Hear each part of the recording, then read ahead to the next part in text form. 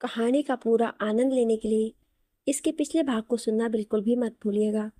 उसका प्लेलिस्ट का लिंक मैं आपको डिस्क्रिप्शन बॉक्स पर दे दूंगी और साथ में कमेंट बॉक्स में पिन भी कर दूंगी, तो आप वहां से भी जाकर सुन सकते हैं। चाहे आप कितनी भी कोशिश कर लो, मैं आपके करीब बिल्कुल भी नहीं आऊंगी।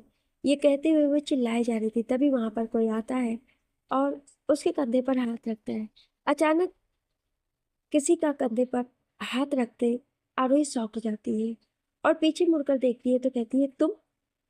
आरोही कॉरिडोर में बैठी रो रही थी, तभी उसके कंधे पर किसी ने हाथ रखा तो पीछे मुड़कर देखी और बोली, तुम। सामने कोई और नहीं, निखिल खड़ा था। वो आरोही को नीचे बैठे देख बोला, तुम इस तरह से यहाँ क्यों बैठी हो? आरोही, जो कि पहले से ही बहुत टूट चुकी थी और फुट फुट कर रो रही थी, वहीं निखिल ये देखकर अपनी नीज पर बैठा और उसके चेहरे को अपने हाथों में लेकर बोला, मुझे बताओ क्या हुआ है? कोई तुम्हें कुछ बोला है क्या? Just tell me. आरोही कुछ नहीं बोली और झट से निखिल के गले लगकर फुट फुट कर रोने लगी। निखिल उसके बालों में हाथ डालकर उसे चुप करा रहा था। वो समझ गया कि जरूर हो ना हो आरोही की यह हालत दच की वजह से है और वो उसे कंट्रोल करने में लगा हुआ था। आरोही काफी देर तक रोती है और कुछ देर बाद खुद को संभाल लेती है। तब निखिल उसे खुद से दूर करते हुए बोला, आर यू फीलिंग बेटर? आरोही अपने आंसुओं को साफ करते हुए बोली, ऑफ कोर्स। तभी निखिल ने कहा, अगर तुम बेटर फील कर रही हो तो यहाँ से वापस चलते हैं और बाद में आ जाएंगे। ये मीटिंग तो बाद में भी होता रहेगा। तभी आरोही खुद को संभालते हुए खड़ी हुई और पूरी कॉन्फिडेंस के साथ बोली, no, I am feeling better. मुझे कुछ नहीं हुआ है और हम लोग मीटिंग करने चल रहे हैं। निखिल बोला, आर यू श्योर? तभी आरोही बोली, हाँ, मैं बिल्कुल सही कह रही हूँ। ये सुनकर निखिल के होठों पर हल्की सी मुस्कान आ गई। फिर वो 2 मिनट का टाइम लेकर वहीं पास में बने वॉशरूम की तरफ गई और फेस वॉश करके बाहर आ गई। कुछ ही देर में उसने फेस वॉश भी कर लिया और हल्का सा मेकअप करके वॉशरूम से बाहर आई और निखिल, जो कि वहीं खड़ा था, वो आरोही की तरफ देखा। फिर दोनों ही वहां से मीटिंग के लिए मीटिंग रूम की तरफ बढ़ गए। वहीं कोई था जो चुपके से उनकी फोटोज क्लिक कर रहा था और वो फोटोज तुरंत किसी को सेंड कर दिए। दूसरी तरफ से रोनिका अपने रूम में बैठी ड्रिंक पर ड्रिंक किए जा रही थी। अचानक उसके मोबाइल पर मैसेज का नोटिफिकेशन आया। रोनिका एक नज़र घूरकर मोबाइल की तरफ देखी, फिर अपने मोबाइल को हाथों में लेकर ओपन किया। मोबाइल में आए मैसेज को देखकर उसकी आंखों में चमक सी आ गई और होठों पर खतरनाक स्माइल ने गहरे हो गए। वो स्माइल करते बोली, not bad, I am impress. ये कहते हुए फोटोज को गौर से देखने लगी। जी हाँ, ये फोटो कोई और नहीं, निखिल और आरोही की थी। जब निखिल आरोही को गले लगाकर उसे कंट्रोल कर रहा था और आरोही उसके सीने से लगी रो रही थी। रोनिका अपने हाथों में लिए वाइन के गिलास को होठों से लगाते हुए बड़ी स्टाइल के साथ बोली, नॉट बैड आरोही, काफी इम्प्रूवमेंट आ गई है। तुम जहाँ पहले डरी डरी भोंदू टाइप की थी, वो अब जब चाहे किसी को भी गले से लगा रहेगी। वैसे निखिल चतुर्वेदी इतना भी बुरा नहीं है। मैं तो चाहूंगी कि तुम इसी के साथ रहो और मेरे दक्ष को छोड़ दो, लेकिन कोई ना, तुम छोड़ोगी नहीं और शायद दक्ष भी तुम्हें नहीं छोड़ेगा। पर अब मैं जो करूंगी उससे शायद दक्ष शायद हमेशा के लिए तुम्हें छोड़ दे, तुमसे नफरत करने लगेगा। ये सब कहते हुए रोनिका के होठों पर एक डेविल स्माइल थी। रोनिका उसी तरह स्माइल लिए हुए मोबाइल को देखी और तुरंत ही सारी फोटोज को दूसरे मोबाइल में फॉरवर्ड की और फिर उस अननोन नंबर से उस सारी फोटोज को दक्ष के मोबाइल पर सेंड कर दी। दक्ष, जो कि अभी भी लिफ्ट में बैठा गुस्से से खुद के हाथों को मार रहा था, कुछ सेकंड बाद वो खुद को नॉर्मल किया और लिफ्ट से बाहर आया। लिफ्ट से बाहर आते ही अचानक उसके मोबाइल पर नोटिफिकेशन आया और वो नोटिफिकेशन देखकर तुरंत ही उसको ओपन किया। फिर उस पर आए हुए मैसेज को देखकर उसकी आंखें गुस्से से लाल हो गई और मुट्ठियां भींच गई। उसे बहुत ज्यादा गुस्सा आ रहा था। वो अपने गुस्से को कंट्रोल नहीं कर पा रहा था। वो गुस्से से चिल्लाकर बोला, नो, नो, इट्स फेक। ऐसा नहीं हो सकता है, ये सब बकवास है। फिर वो अपने आप को संभाला, अपने गुस्से पर थोड़ा कंट्रोल किया और कॉरिडोर से आगे बढ़ गया जिस जगह से फोटो क्लिक की गई थी। दक्ष के पास जो फोटोज आई थी वो निखिल और आरोही की फोटो थी, जिसमें निखिल आरोही को संभाल रहा था और ये फोटो ऐसे एंगल से ली गई थी जिससे लग रहा था दोनों एक दूसरे को किस कर रहे हो। ये देखकर दक्ष को बहुत ज्यादा गुस्सा आ गया था। वो आरोही से बहुत कुछ पूछना चाह रहा था। वो यही सोचकर गुस्से से उस ओर बढ़ गया कि उसी समय दक्ष का असिस्टेंट रोहित वहां आ जाता है और कहता है, सर, इंपॉर्टेंट बात करनी है। ये सुनकर दक्ष को और गुस्सा आ गया। वो गुस्से से बोला, no, this is not right time. ये कहकर दक्ष आगे बढ़ गया।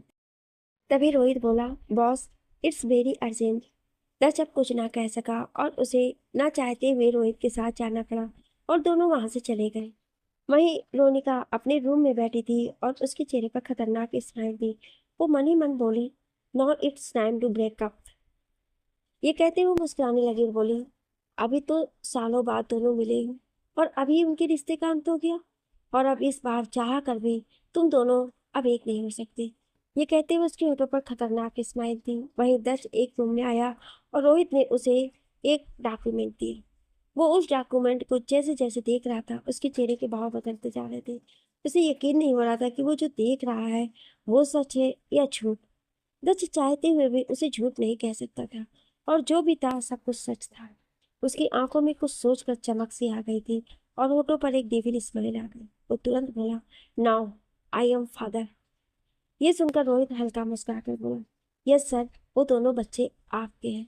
ये सुनकर दक्ष मुस्कुराने लगा और बोला, now I am coming my wifey. ये कहकर वो स्माइल करने लगा। वो समझ गया कि कुछ देर पहले जो मैसेज आए थे वो सब एक फेक था। कोई है जो उन दोनों को अलग करना चाहता है। पर कुछ सोचकर दक्ष रोहित से बोला, शायद ये सही समय नहीं है कि मैं अपनी वाइफ और बच्चों के पास जाऊं। मेरा जो दुश्मन है वो चाहता है मैं उनसे दूर रहूं, तो क्यों ना मैं उसके साथ कुछ देर खेलूं। ये बात सुनकर रोहित दक्ष को अपने कंफ्यूज भरी नजरों से देखने लगा। तभी दक्ष सोफे पर से उठा और बड़ी एटीट्यूड के साथ बोला, आई नो तुम समझ नहीं पाओगे और बात भी सही है। अगर तुम समझ जाते तो तुम मेरी जगह ना होते। ये सुनकर रोहित अजीब सा मुंह बनाया और कुछ नहीं बोलता है। वहीं दक्ष अपनी बात कहकर तुरंत ही अपने चेहरे के भाव बदल लिए और बिना रोहित की तरफ देखे कुछ ना बोलते हुए तुरंत रूम से बाहर निकला। इस वक्त उसका चेहरा पहले से भी ज्यादा खतरनाक दिखाई दे रहा था। जहां कुछ सेकंड पहले उसके चेहरे पर एक डेविल स्माइल थी, वहीं अब एक भयानक स्माइल आ गए थे। वो बहुत ही ज्यादा डार्क लग रहा था और उसकी आंखें गुस्से से हल्की हल्की रेड होने लगी थी। वो अपने हाथों की मुट्ठी बनाए तेज कदमों के साथ वहां से दूसरी तरफ जा रहा था। तभी उसकी नजर होटल से बाहर जाते हुए आरोही और निखिल पर पड़ी। दोनों को साथ देखकर उसके चेहरे के भाव और भी गहरे हो गए और उसके कदम और भी तेज हो गए। वो तेज कदमों के साथ आगे बढ़ गया। आरोही जैसे ही कार में एंटर करने लगी थी, दत्त एक झटके में उसके हाथ को पकड़ा और मोड़कर उसे अपनी तरफ खींच लिया। आरोही हैरानी से दत्त की तरफ देखती रह गई। वो खुद से छुड़ाने की कोशिश कर रही थी पर दत्त की पकड़ उस पर और मजबूत हो गई। निखिल दत्त के पास जाकर उससे कुछ बोलता, जिससे दत्त उसे घूर कर देखने लगा। आरोही हैरानी से दत्त की तरफ देखती रह गई। वो खुद को छुड़ाने की कोशिश कर रही थी पर दत्त की पकड़ उस पर और मजबूत हो गई। निखिल दत्त के पास जाकर गुस्से से बोलता है, दूर रहो आयु से। ये कहकर वो आरोही को बचाने के लिए आगे बढ़ा। तभी दत्त गुस्से से निखिल को घूर कर देखता है और अपने हाथ को आगे बढ़ाकर उसे दूर रहने के लिए इशारा करता है। वहीं निखिल अपनी जगह पर रुक जाता है पर फिर भी वो आगे बढ़ना चाहता था पर आरोही उसे आंखों से ना में इशारा करती है। वहीं दत्त झटके से आरोही के हाथों को पकड़कर लगभग तेजी से खींचते हुए होटल रूम में ले जाने लगा। वहीं अपने रूम के विंडो के पास खड़ी रोनिका ये सब देख रही थी। उसके होठों पर जहरीली मुस्कान थी और वो मुस्कुराते हुए बोली, वाह, मेरा प्लान कामयाब हो गया। I am so happy. आज तुम लोगों के रिलेशन का अंत होने वाला है। ये सोच सोच कर वो मनी मन खूब मुस्कुरा रही थी। वही दत्त आरोही को पकड़े हुए तेजी से होटल की तरफ अंदर गया और आरोही खुद को छुड़ाने की कोशिश की जा रही थी। वो अपने हाथों को छुड़ाते हुए बोली, mister Khanna, behave your self and leave my hand. पर दस था कि उसे छोड़ ही नहीं देता। वो उसकी तरफ बिना देखे तेज कदमों के साथ आगे बढ़ रहा था। ये देखकर आरोही को गुस्सा आ रहा था और वो बार बार दच के हाथों को मारते हुए खुद को छुड़ाने की कोशिश कर रही थी। लेकिन वो समझ गई थी कि दच को समझाना मुश्किल है। दच उसे वापस से लेकर लिफ्ट के अंदर जाता है और वो लिफ्ट के अंदर जाकर उसे लॉक कर देता है। आरोही बार बार खुद को छुड़ाने की कोशिश करती है पर दच एक झटके में उसके करीब आता है और उसकी तरफ झुक जाता है। आरोही अपने चेहरे को इधर उधर करके खुद को बचाने की कोशिश करती है पर दच उसकी तरफ बैंड होते हुए उसके होठों की तरफ झुककर अपनी गहरी सांसें छोड़ते हुए बोला, ये सब क्या है वाइफी। ये सुनते ही आरोही दच को अजीब नजरों से देखी और बोली, what, I don't know what are you saying about. तभी दच अपने होठों पर स्माइल लेकर बोला, वैसे तुम कहाँ जा रही थी वाइफी, अपने इतने हैंडसम हस्बैंड को छोड़कर। आरोही गुस्से से बोली, हस्बैंड, माई फुट। मैं नहीं मानती तुमको अपना हस्बैंड। ये सुनकर दक्ष बोला, क्यों नहीं मानती? तुम्हारे मानने ना मानने से क्या होता है? मैं तो तुम्हें अपनी वाइफ मानता हूँ। आरोही बोली, मैं तुम्हारे ड्रीम्स में होंगी तुम्हारी वाइफ, समझे? ये सुनकर दक्ष के होठों की स्माइल और भी गहरी हो गई। दक्ष मुस्कुराते हुए बोला, अगर ये ड्रीम है तो क्यों ना मैं इस ड्रीम को रियल में बदल दूं। ये कहकर वो बिना वक्त गवाए आरोही के होठों की तरफ झुका और उसके होठों पर अपने होठ रख देता है। आरोही हैरानी से अपनी आंखें बड़े किए बस सामने की तरफ देखती रह गई। उसे तो उम्मीद ही नहीं था कि एक बार फिर से दक्ष उसे अचानक से किस करेगा। वहीं दस था कि आरोही की मदहोश कर देने वाले फोटो को महसूस कर बहुत ज्यादा खुश था। उसे अंदर ही अंदर बहुत ज्यादा खुशी मिल रही थी। वो मन ही मन ये सोच के खुश था कि आज उसकी फैमिली पूरी हो गई। भाई है, उसके दो बच्चे हैं। ये सब सोचकर वो आरोही की फोटो को बहुत ही सॉफ्टली एंड बड़े ही प्यार से किस किए जा रहा था। आरोही चाह कर भी खुद को छुड़ा नहीं पा रही थी, पर दस था कि उसे किस किए जा रहा था। आरोही पहले तो सॉफ्ट हो गई, पर कुछ देर बाद खुद को नॉर्मल की दस को खुद से दूर करने लगी। पर दस अपने हाथों की पकड़ उसकी कमर पर कस लिया, उसे सॉफ्टली किस करने लगा। दस अब पूरी तरह से आरोही के ऊपर झुक गया था और आरोही खुद को छुड़ाने की कोशिश कर रही थी।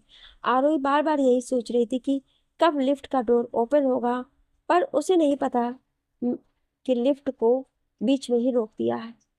आरोही गुस्से से उसे घूर रही थी। वो अपनी नजरें इधर उधर करके कुछ देख रही थी। जब उसे कुछ नहीं मिलता है तो अपने हाथों को दच की कमर के पास ले जाती है और उसके कमर पर तेज से चिकोटी काटती है, जिससे दच तेज से उछलकर उससे दूर हो गया। दच अपनी कमर पर हल्का सा सहलाते हुए बोला, जंगली बिल्ली। ये सुनकर आरोही बड़े एटीट्यूड के साथ बोली, हाँ, ये जरूर याद रखना कि ये जंगली बिल्ली आपको कभी भी काट सकती है, तो मुझसे दूरी रहा करो। अगर इस बार आप मेरे करीब आए तो अच्छा नहीं होगा। ये सुनकर दज अपनी भौहें उचकाकर उसकी तरफ देखा और कातिलाना स्माइल लिए हुए बोला, ऐसी बात है। ये कहते वो तुरंत आरोही की तरफ झुका और उसके होठों को फिर से एक फोर्सफुली किस करने लगा। आरोही छटपटाते हुए अपने आप को इधर उधर छुड़ा रही थी, पर दस था कि उसके होठों को फोर्सफुली चूमे जा रहा था। कुछ सेकंड के लिए आरोही भी उसकी किस में पूरी तरह से खो जाती है और उसे पुराने दिन याद आने लगते हैं कि कैसे वो दोनों एक दूसरे से बहुत प्यार करते थे। फिर वो भी दक्ष के किस में पूरी तरह से डूबने लगती है। तभी आरोही को क्लब का वो सीन याद आ जाता है जब रोनिका और दक्ष होटल रूम की तरफ बढ़ रहे थे। ये याद आते ही वो खुद को और भी ज्यादा छुड़ाने की कोशिश करने लगती है, पर दक्ष जब उसे बिल्कुल नहीं छोड़ता है तो आरोही दक्ष के होठों पर बाइट कर लेती है। ऐसा होते ही दक्ष उससे दूर हो जाता है और अपने होठों को छूते हुए आरोही से बोला, हाउ डेयर यू आईफी। तभी आरोही बोले, it's your punishment mister Khanna. और हाँ, ये आपके लिए आखिरी चेतावनी है। आगे से मेरे करीब आने से पहले इस बाइट को जरूर याद कर लीजिएगा। दच अपने होठों पर बह रहे खून को साफ करते हुए बोला, no wifey, it's your reward. ये कहते हुए वो फिर से एक बार आरोही की तरफ झुका। आरोही बोली, mister Khanna, I said leave me. ये सुनते ही दस बोला, no, it's my time wifey, अब तुम मेरे साथ चलोगी। ये कहते हुए उसने लिफ्ट का बटन प्रेस किया और लिफ्ट टॉप फ्लोर पर पहुंच गई। आरोही अपने आप को छुड़ाने की कोशिश कर रही थी और बोली, please leave me mister Rathore, because I have no more time. मुझे मीटिंग के लिए जाना है। दच बोला, मेरे से ज्यादा इंपॉर्टेंट कोई मीटिंग नहीं है। तभी लिफ्ट लास्ट फ्लोर पर खुला और आरोही उसको बड़े ही गौर से देख रही थी, क्योंकि अभी तक वो उस फ्लोर पर नहीं गई थी। दच आरोही को बिना मौका दिए झट से उसे अपनी गोद में उठा लिया और उसे कंधे पर लिए हुए लिफ्ट से बाहर आया। आरोही उसके कंधे पर मारते हुए खुद को छुड़ाते हुए बोली, नीचे करना, बिहेव योर सेल्फ। पर दस था कि उसको छोड़ ही नहीं रहा था। उसके होठों पर इस वक्त बहुत गहरी स्माइल थी और स्माइल करते हुए वो अपने फ्लोर पर बने रूम में लेकर गया। रूम में ले जाकर वो तुरंत उसे बेड पर पटक दिया। आरोही दच के ऐसा करने पर उसे घूर कर देखने लगी और वो झट से बेड पर से उतरने लगी, पर दच वापस से उसे बेड पर पुश कर दिए और उसके ऊपर आकर झुक गया। ये देखकर आरोही को बहुत गुस्सा आ गया और बोली, ये आप क्या करने की कोशिश कर रहे हैं मिस्टर खन्ना। दच बोला, कुछ नया तो नहीं कर रहा wifey, you are my wife. और ऐसा तो नहीं है कि ये कभी हमारे बीच हुआ नहीं, वैसे भी हम लोगों के बीच बहुत कुछ हो चुका है। आरोही बोली, वो जो हुआ हमारे बीच एक गलती थी। ये सुनकर दस आरोही की तरफ मुड़कर देखा और बोला, गलती? आरोही बोली, हाँ मेरी गलती थी जो मैं आपके करीब आई, जो मैंने आपसे शादी की और जो मैं आपकी बातों में आ गई। मेरी गलती थी कि मैं आपके झूठे बहकावे में आ गई और आपके जाल में फंस गई। सब मेरी गलती है, ये कहकर छटपटाते लगी और दोनों हाथों से दक्ष के सीने पर मारने लगी। दक्ष समझ गया कि आरोही बहुत ही ज्यादा गुस्से में है। वह आरोही को कुछ सेकंड तक नहीं रोकता है। वहीं आरोही जोर जोर से उसके सीने पर मारी जा रही थी और बड़बड़ाई जा रही थी कि मेरी ही गलती है जो मैंने आपसे प्यार किया। तभी दक्ष उसके दोनों हाथों को पकड़ा और बेड पर पुश करते हुए अपनी उंगलियों को उसकी उंगलियों में फंसाकर बोला, no wifey, it's not, you are wrong, it's my love for you. ये सुनकर आरोही गुस्से से दक्ष से बोली, no, it's your not love, it's your drama. सब मुझे फंसाने के लिए, बल्कि आपके दिल में तो कोई और बसा हुआ था। ये सुनकर दक्ष उसकी तरफ देखा और आरोही कुछ ऐसा बोली जिसे सुनकर दक्ष हैरान रह गया। दक्ष आरोही की तरफ देख रहा था और वो आरोही की आंखों में अपने लिए गुस्सा और नफरत के भाव साफ देख सकता था। वो बहुत कोशिश कर रहा था पर आरोही उसकी सुनी नहीं रही थी।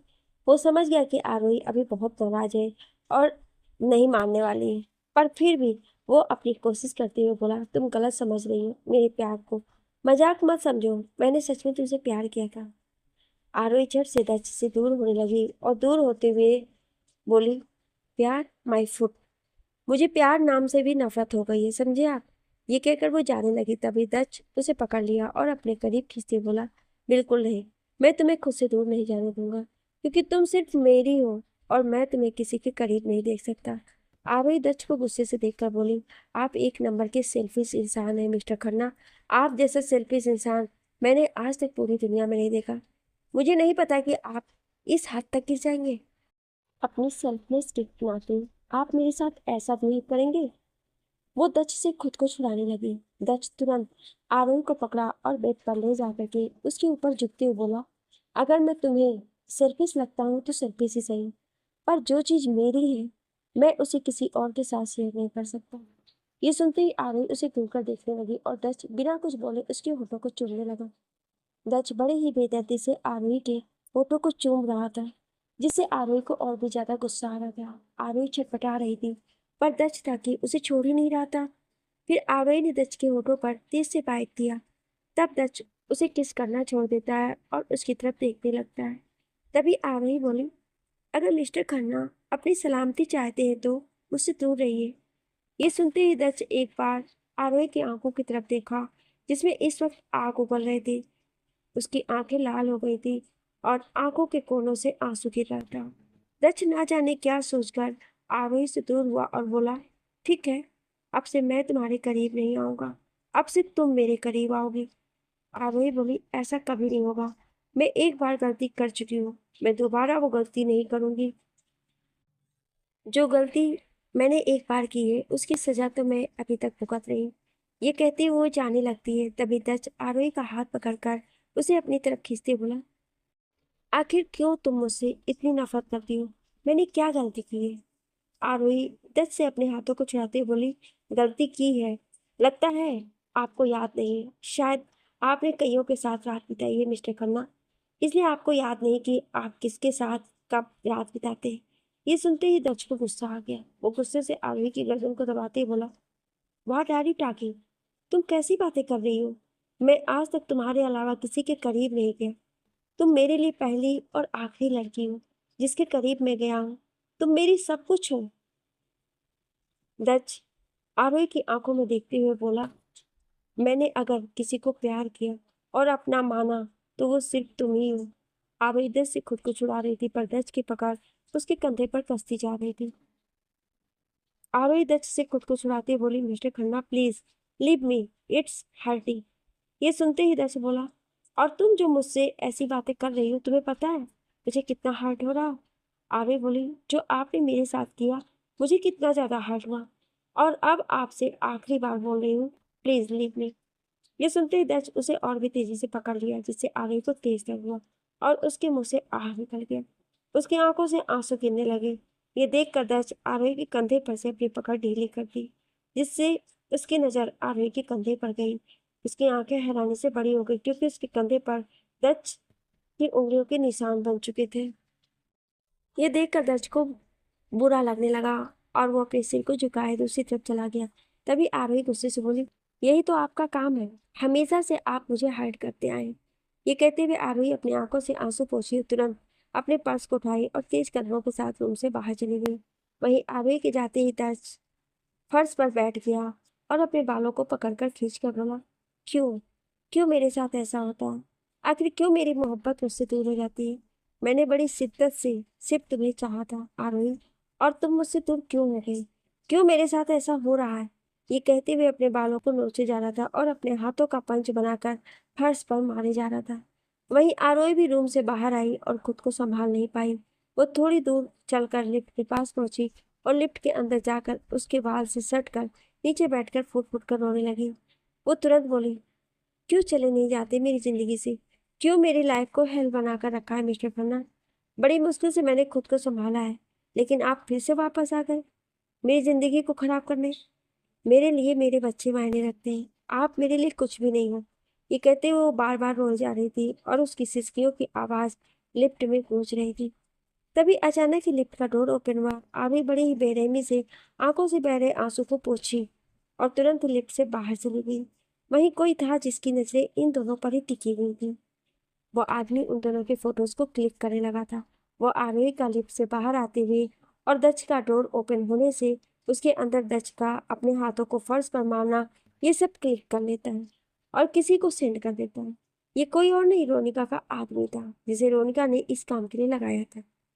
रोनिका अपने रूम में बैठी बड़े ही आराम से ऑरेंज जूस पी रही थी और जिसके साथ ही साथ पार्लर की 2 लड़कियां आई थी जो उसका मैनिक्योर पेडिक्योर कर रही थी। अचानक मोबाइल पर आए मैसेज के नोटिफिकेशन से उसने अपने मोबाइल को हाथों में लिया और उसमें आए हुए फोटोज को देखकर उसके चेहरे पर स्माइल आती है और आंखों में चमक आ गई। वो मुस्कुराते हुए बोली, आई नो, मैंने जो किया है उस हिसाब से तुम दोनों टूट गए हो। अब तुम दोनों चाह कर भी एक दूसरे के नहीं हो सकते, ये मुझे अच्छे से पता है, क्योंकि मैं इतना तो समझ गई हूँ कि आरोही उस रात को भूल नहीं पाई है। ये कहकर वो मुस्कुराने लगी। रोनिका आगे कहती है, मैं जानती हूँ वो नाइट फेक थी, पर आरोही उस नाइट को भूल नहीं पाई है। अगर वो उसे भूलने की कोशिश भी करेगी तो मैं वापस से उस नाइट को उसके सामने ला दूंगी, जिससे वो वापस से दस से दूर हो जाएगी। ये सोचते हुए उसके होठों पर जहरीली मुस्कान आ गई। वो सोचते हुए बोली, अब समय आ गया है कि वापस से तुम्हें डोज दिया जाए जो तुम्हें इतने दिनों से नहीं दिया गया है, क्योंकि मैं तुम्हें किसी भी हाल में खो नहीं सकती। ये कहते हुए स्माइल दिए सोफे पर अपने सिर को टिकाए हुए आंखें बंद कर ली। वहीं पार्लर की लड़कियां उसका मैनिक्योर पेडिक्योर करने में लगी हुई थी और उनका के होठों पर खतरनाक स्माइल थी। वहीं करीब 1 घंटे बाद डच का असिस्टेंट रोहित उसके रूम में पहुंचा। डच, जो कि अभी फर्श पर बैठा अपने हाथों को मारे जा रहा था और बालों को कसकर पकड़े हुए बैठा था, रोहित डच के पास पहुंचकर बोला, बॉस, आर यू ओके? ये सुनते ही डच अपने चेहरे को ऊपर उठाया। डच को देखकर रोहित चौंक गया, क्योंकि डच के चेहरे पर इस वक्त कोई मायूसी, कोई गम नहीं था, बल्कि उसके होठों पर तिरछी स्माइल थी।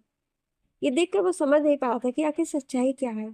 अभी तक वो जो सोच रहा था उसका बॉस अभी दुखी होगा, पर डच के होठों पर एक मुस्कान थी।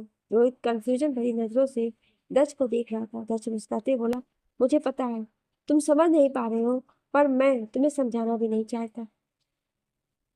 डच के ऐसा बोलने पर रोहित अजीब अजीब मुंह बनाने लगा। वो मन ही मन बोला, खड़ूस बॉस, कुछ बताता ही नहीं, और जब देखो तब कभी मुस्कुराएगा तो कभी डेविल बन जाएगा। तभी दर्श उसकी तरफ मुड़कर देखते हुए बोला, अगर मन ही मन मुझे कोस लिया हो तो आगे की बात करें। रोहित तुरंत उसकी बात सुनकर घबरा गया और बोला, यस बॉस, यस बॉस, आप जो बोलो। दर्श आगे बोला, अब टाइम आ गया कि असली गुनहगार को सामने लाया जाए, और ये मेरा प्लान कुछ दिन तक चलेगा, पर मुझे पता है कि मेरा प्लान जल्दी सक्सेस होगा। फिर मैं उस गुनहगार को भी सामने ले आऊंगा। रोहित दर्श की बातें सुनकर कुछ नहीं बोलता है। तभी दर्श आगे बोला, आज मैं अपने बच्चों से मिलना चाहता हूँ, तो अरेंजमेंट करो। मुझे आज किसी भी हाल में अपने बच्चों से मिलना है, वो भी इस तरीके से जैसे कि मानो कोई एक्सीडेंटल हो, कोई प्री प्लान ना किया गया हो, और इस बारे में किसी को भी पता नहीं चलना चाहिए, ना आरोही को, ना रोनिका को, और ना किसी और को। किसी को भी कुछ नहीं पता चलना चाहिए। रोहित दत्त की ये बात सुनकर बोला, ओके बॉस, तो अरेंज करता हूँ। दत्त अपने हाथों के इशारे से उसे जाने के लिए कहा। तुरंत रोहित उस रूम से बाहर चला गया। दत्त तुरंत सोफे पर बैठा और गहरी सोच में चला गया। वो तुरंत अपना लैपटॉप निकाला और कुछ देखने लगा। वहीं दूसरी तरफ रोहित थी, मन दच को कोसते हुए चला जा रहा था। तभी सामने से आ रही जिया से टकरा गया, जो कि खुद किसी से बातें करते हुए आ रही थी, हड़बड़ाई हुई थी। रोहित तुरंत उसे कमर से संभालते बोला, तुम कब खुद सही से चलना सीखोगी? जब देखो तब हड़बड़ी में ही रहती हो, हमेशा गिरती पड़ती रहती हो। कितनी बार बोला हूँ ढंग से देखकर चला करो। वो तो अच्छा हुआ मैं था, और कोई होता तो। रोहित की बात सुनकर जिया को गुस्सा आ गया। वो गुस्से से धक्का देते बोले, तुमसे कौन बोला था कि तुम मुझे संभालो? मैं खुद को संभालना जानती हूँ। ये सुनते ही रोहित को गुस्सा आया। वो उसकी कमर में हाथ डाल के खींचते हुए बोला, क्या कहा तुमने? मैं नहीं होता तो कोई कौन संभालता तुम्हें? मेरी जगह अगर कोई और होता और वो तुम्हें हाथ भी लगाता तो मैं उसके हाथ उखाड़ देता। ये सुनते ही जिया रोहित की तरफ हैरानी से देखने लगी। तभी रोहित खुद के गुस्से को कंट्रोल कर उसके नाक पर टैप करके बोला, ऐसे मत देखो, यू नो ना how much I love you, और मेरा पूरा हक है तुम पर। तुम चाह कर भी मुझसे दूर नहीं जा सकती। ये कहते हुए तुरंत जिया को अपने कंधे पर उठा लिया। जिया उससे से पीठ पर मारती बोली, लीव मी, छोड़ो मुझे, तुम मेरे साथ जबरदस्ती नहीं कर सकते। वो जिया की बात पर कुछ बोल ही नहीं रहा था। ऐसा लग रहा था जैसे उसके ऊपर जिया की बातों का कोई भी असर नहीं हो रहा था। वो होठों पर तिरछी मुस्कान लिए हुआ था, पर उसी तरह मुस्कान लिए हुए उसको अपने कंधे पर उठाकर आगे की तरफ बढ़ गया। जिया उसे बार बार रोके जा रही थी, पर वो था कि उसकी एक भी नहीं सुन रहा था।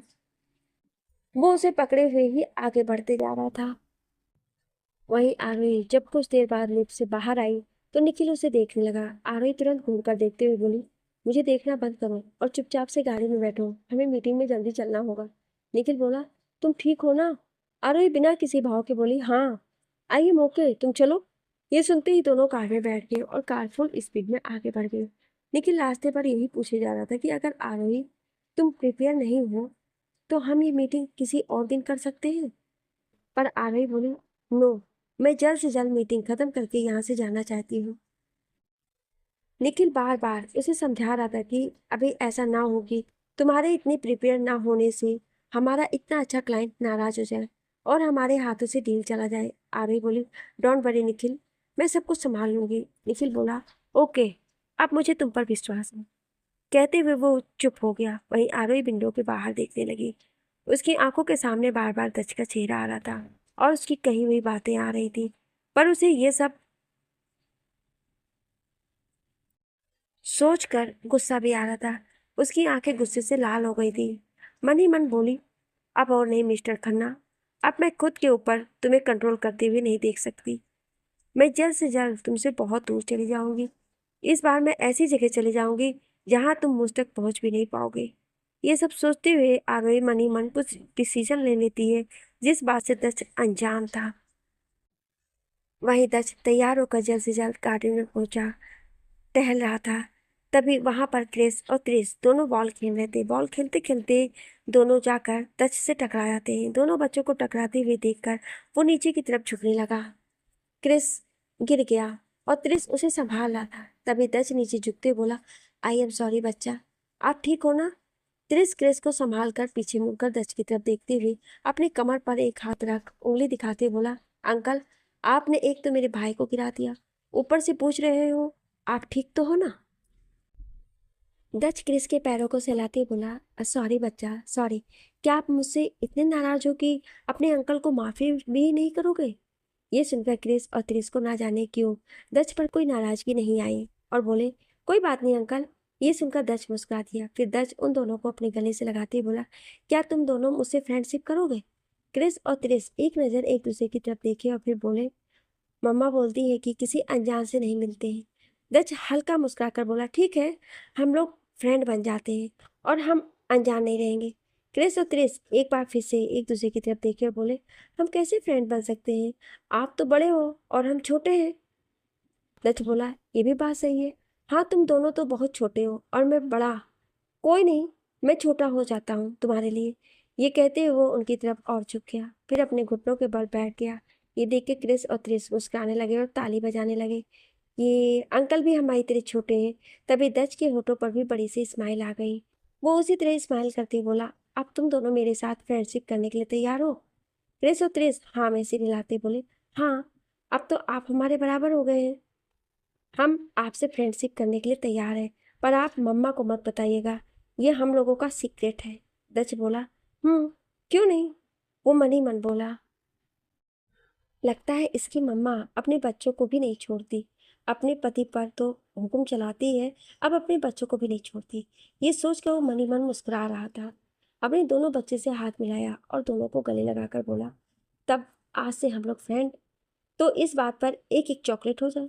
ये कहकर वो अपने पैंट के पॉकेट से चॉकलेट निकाला और उन दोनों की तरफ बढ़ा दिया। क्रिस और त्रिस एक बार फिर से एक दूसरे की तरफ देखे और वो चॉकलेट लेने में हिचकिचा रहे थे। तभी तच बोला, अब तो हम फ्रेंड हैं ना, तो फिर कैसी हिचकिचाहट? वो दोनों मुस्कुराकर बोले, हाँ हम फ्रेंड हैं, तो हम आपसे ले सकते हैं। ये कहकर दोनों उसके हाथों से चॉकलेट ले लिए और दच बोला, चलो इसी बात पर मुझे गाल पर किस कर दो।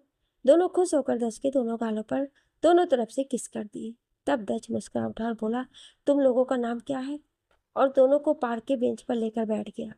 वो दोनों अपनी प्यारी सी आवाज में दच की तरफ देखकर नाम बताए। दच अपने दोनों बच्चों से मिलकर बहुत खुश था। उन दोनों की चमकीली आंखें और गोल मटोल चेहरा दच को अपनी तरफ अट्रैक्ट कर रहा था। दोनों बच्चों के आधे फीचर दच से और आधे आरोही से मैच कर रहे थे। दच को उन दोनों को देखकर ऐसा लग रहा था कि उसे दुनिया की सबसे बड़ी खुशी मिल गई। दच अपने दोनों बच्चों से बातें करता रहा और दोनों बच्चे उसे बाय करके वहां से चले गए। दच उन दोनों को जाते हुए देख कर बोला, आज मुझे वो फीलिंग आई है कि मैं डैड हूँ। ये कहते हुए उसके होठों पर स्माइल आ गई। कुछ देर बाद दच होटल पहुंचकर अपने रूम में गया। रूम में पहुंचकर वो थोड़ी गहरी सोच में डूबा हुआ था और उसके साथ ही साथ वो एक के बाद एक सिगरेट की कस लगाया जा रहा था। उसके माइंड में इस वक्त बहुत कुछ चल रहा था, पर वो समझ नहीं पा रहा था कि आखिर वो गुनहगार कौन है। और वो सारी कड़ियों को जोड़ने में लगा हुआ था। उसी समय रूम का डोर ओपन हुआ। दच को पहले बहुत गुस्सा आया कि कौन उसके रूम में आ गया, पर जैसे ही सामने देखा तो वहां पर रोनिका थी। रोनिका बड़ी ही स्टाइल से चलते हुए दच के पास आई और सोफे पर उसके बगल में जाकर बैठ गई। दच उसे देखकर कोई रिएक्ट नहीं किया। तभी रोनिका बड़े ही प्यार से दच के हाथों को पकड़ते बोली, हम लोग यहाँ कितने दिनों से हैं, पर कहीं घूमने नहीं चले? चलो कहीं घूम कर आते हैं। दच ये सुनकर मन ही मन अजीब सा मुंह बनाने लगा।